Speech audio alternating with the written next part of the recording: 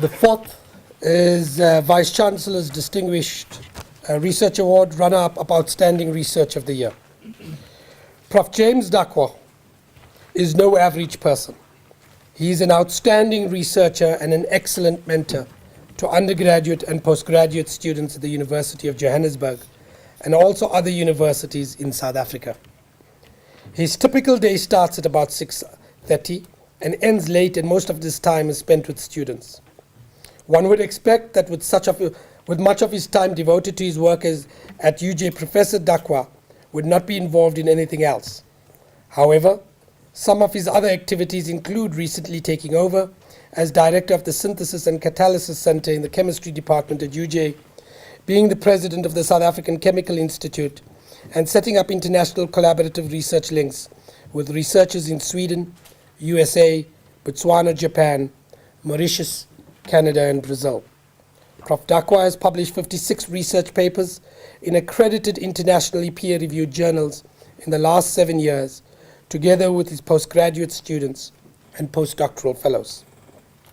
All research projects in Professor Dakwa's group revolve around synthesis, which allows for the making of new materials that are targeted towards two areas of applications, namely homogeneous catalysis and also metal complexes as potential drugs. One key outcome of this research is the discovery of catalyst systems that are potential high-boiling industrial solvents.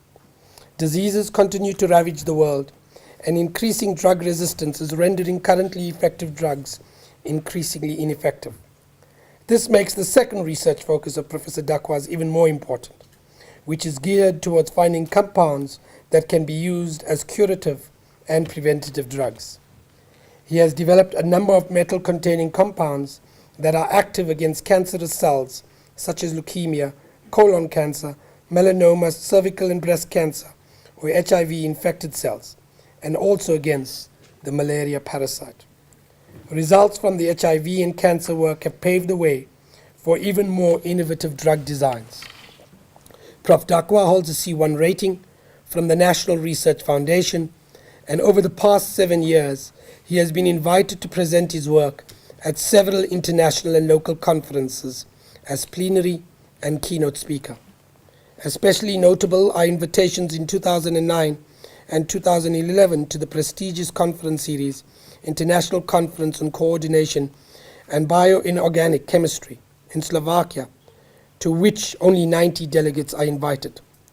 This is a sign of his status and recognition within the group that works in this area of chemistry.